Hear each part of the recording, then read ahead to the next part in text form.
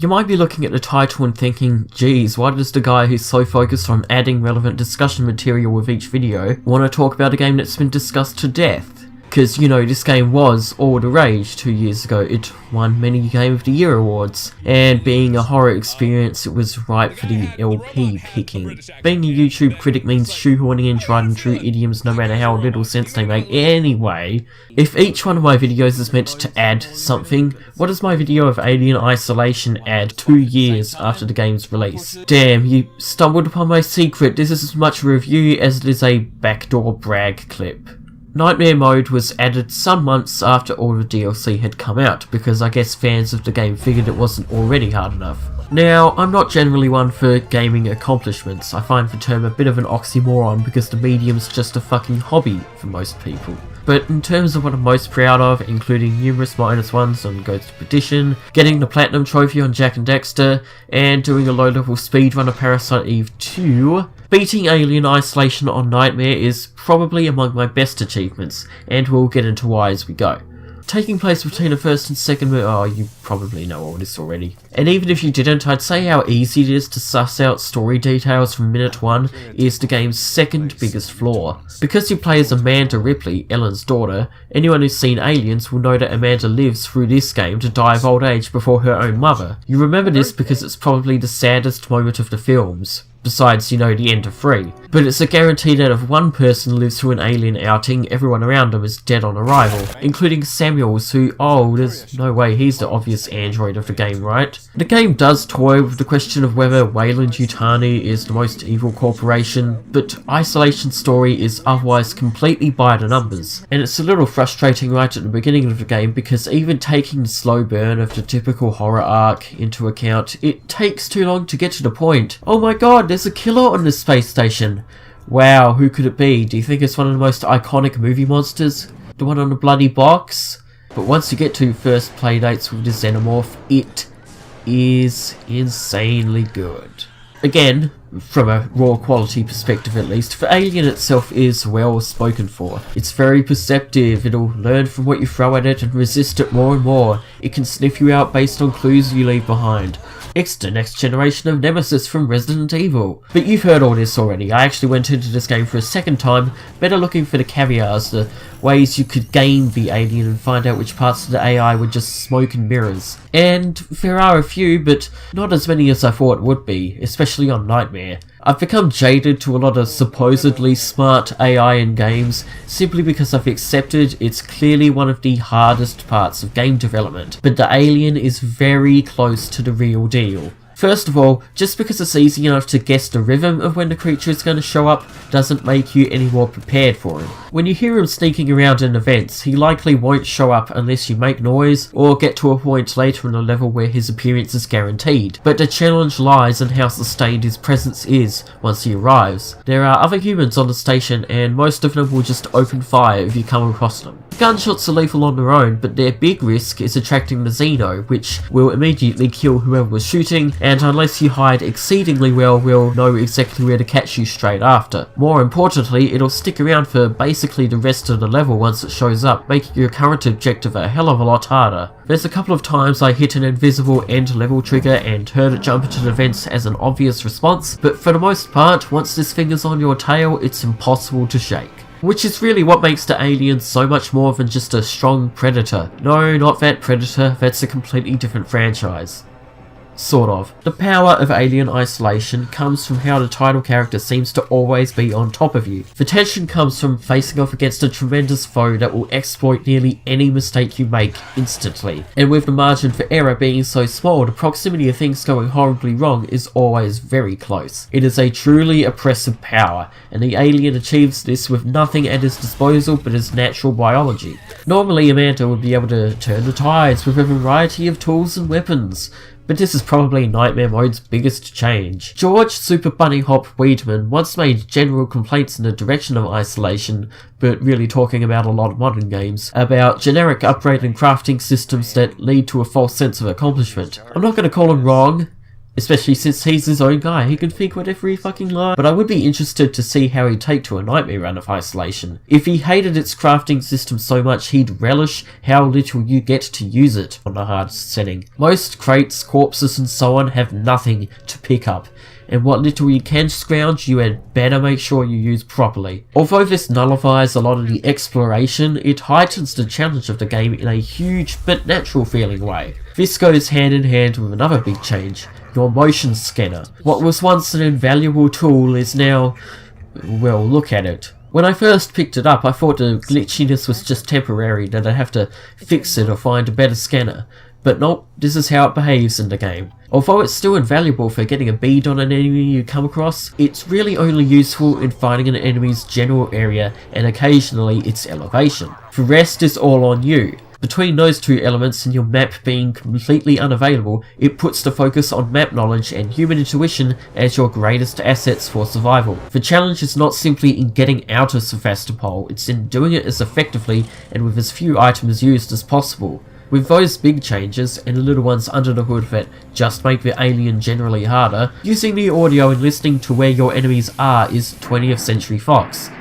Paramount. I would go as far as to say that much like another space horror game, a good set of headphones is required on Nightmare, anything less is a handicap. The alien has distinct sounds for when he walks around, enters and exits the vent system, and even when he spots you, and using the volume and direction of sound effects to divine its position in relation to you is a much more reliable tool than a scanner. The swelling discordant violins that play in dangerous situations are carefully balanced to play at being both a game tool and an addition to the tension, but their volume is never completely unfair to obscure the alien's footsteps. Incredible care was taken in the audio balance department, and it's no wonder Isolation got basically all the awards for sound design. Careful design is the name of the game when it comes to the alien in all respects, but what I really appreciate is that it feels so effortless. Even as a kid I felt the Alien trilogy for the PS1 was a lukewarm Doom clone, even having only seen bits and pieces of the films at that point. And you all know the last Aliens game to come out before Isolation was Colonial Marines, and if ever there was a game I don't need to speak for, perhaps it might be underselling it to compare Isolation to these games and say it doesn't even have to try, but it certainly demonstrates how this is easily the best Alien game to date, at least one that doesn't go by the name of Metroid. I think I would go as far as to say that Isolation is the best horror game I've ever played, and here's why. When I was 6 years old or so, I played Clock Tower for the PS1 for about an hour, and when the scissor man was sprung upon me in one of the random encounters, I paused and ran to the dinner table crying. Since then, no game has ever made me turn it off. Although I enjoyed it, I didn't get the shivers playing Amnesia that everyone else seemed to. And even though I appreciated it a lot, it was easy to see the strings holding the puppetry that was Five Nights at Freddy's. But there's a part in Alien Isolation where you have to go down into the reactor's core, and when the elevator opens up you see a whole bunch of water that leads into what is clearly the nest, the home turf of these fuckers. And it's in that level where absolutely everything comes together to create something that left me feeling incredibly vulnerable. The map design with the long, open, dark corridors with very little cover, the Geiger biomass violently clashing with the Sevastopol circuitry, the innumerable alien eggs peppering the way, the atonal hum of the music, the ambience of the squishing of the unfathomable dark matter, and each objective forcing me to go a long way from Sanctuary for each and every notch of progress. All of it added up to make me feel like I was so out of my element, but within that which my enemy knows best, that I was so screwed. The abject fear of failure combined with the guise of the incredible likelihood of that outcome very nearly got me to just hit Alt-Tab and stop playing there. The only silver lining is that somehow I didn't run into multiple Xenos at that point. Other players haven't been so lucky. The reactor core, or the nest, is the game's pinnacle and a crowning achievement in horror. Sadly, the best part of the game is immediately followed by its worst. Let me back up a bit. So there's the alien, there are the humans, but there's also a third enemy type.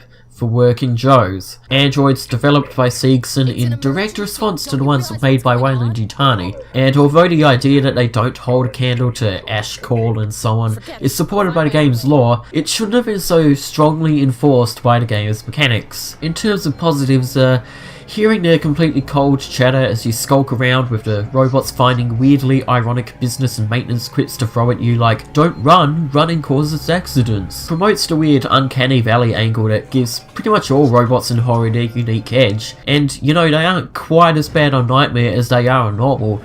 But of all the enemies, they are by far the easiest to game, and the ones that stop being threatening and just become this annoying obstacle. They're highly resistant to most tools and weapons you have on you, but because they're slow, lumbering, and have only melee attacks, taking winding routes to get your jobs done is feasible most of the time. And the times when it's not don't feel like this white-knuckle tense thrill ride because you then just have to sit in lockers for minutes at a time while you kick yourself for not being stealthy enough. On Nightmare, 2 hits is enough to kill you, but even without a health bar on screen, sometimes just building a medkit to tank a hit is enough of a viable strategy. And there are 2 encounters with groups of these guys that just fall apart.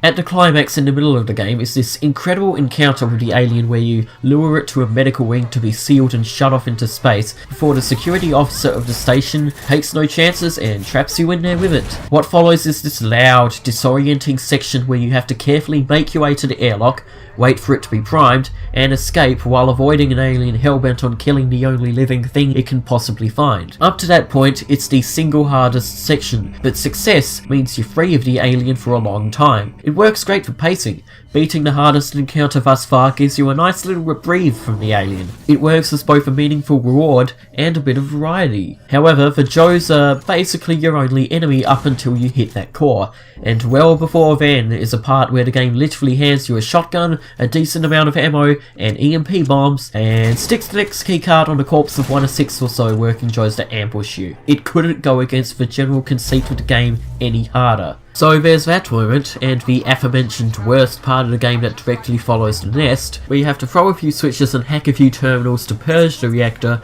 while being followed by a bunch of Joes in this spider's web of balconies. And because Nightmare gives you basically nothing to kill these things with, this encounter boils down to playing Ring Around a Rosie with a bunch of robots. The working Joes suck. That's all there is to it. Inefficient by themselves, annoying in groups, not requiring subterfuge to deal with, they are consistently the worst part of the game. And I feel like this, more than anything, is what got people's goats when this game came out. A consistent criticism I saw levelled at it was that it was too long. I mean, first of all, that seems like a compliment these days. And I wasn't even on board with the general idea of games being too short until I'd played For Darkness 2. Second, it's really not that long. Both plays took me around 14 hours and it didn't feel obnoxious. Backtracking is kept to a minimum, but the backtracking that is here works because it often throws new enemies to leverage against you, while giving you the previous map knowledge to leverage against the alien. But with the experience not being 100% great, I can see how it sticks out more. And that's probably the one big issue I have with Isolation's long-term design. With most of the game being this intense cat and mouse with one of the most vicious killer animals, a number of the parts that don't involve the alien are messy. The last half hour borders on being a complete train wreck. After extending the maintenance rig so you can spacewalk back to your ship, the alien, in his infinite wisdom, decides not to instantly kill you and instead drags you to a makeshift nest some ways away. Getting back involves fending off some facehuggers, which doesn't sound bad, but because you can't use your wrench while crouching for some reason, some facehuggers literally require ammo. I didn't find any en route, so I was lucky I had my 3 bullets going into it. But beyond that, it's just trial and error finding where they are before they kill you.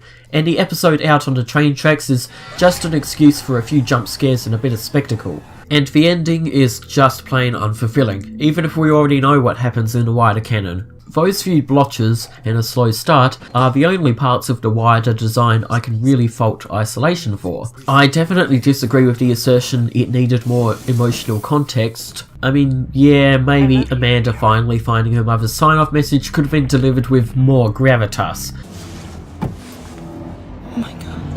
But you already get a great sense of place reading the files on the Sevastopol, and anything else would have taken focus away from the alien, the real main character of the game. Cranking up the difficulty feeds into this too. Putting the focus so much on the alien makes him so much more terrifying, and decreasing the margin for error just makes for a brilliant one-on-one challenge. That's why I'm so proud of this one in particular. Maybe I got stuck on the second boss in Bloodborne, but conquering this fucker took long-term rationing, short-term wit, and incredible oral awareness. Between the difficulty, the scare factor, and the sheer impressiveness of the Alien's AI, Alien Isolation is the best horror game I have ever played. Better than that one. Better than that one. Oh.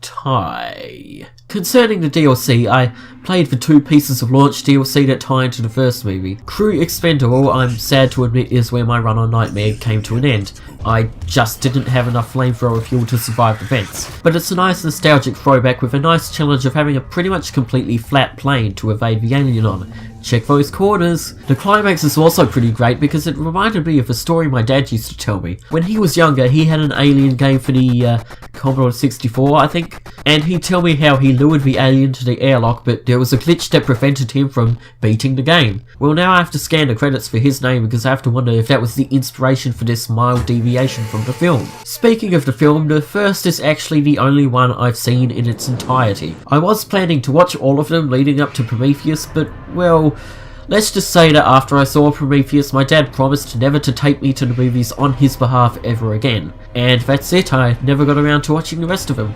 I may have seen Resurrection when I was way young. I don't remember. I don't know why I'm mentioning this. Just tells you a little more about me, innit? Gives me character, adds The second piece of launch DLC, Last Survivor, is simply the ending of the first film, rigging the Nostromo to blow and then escaping. It lasts like 5 minutes. It's not very good.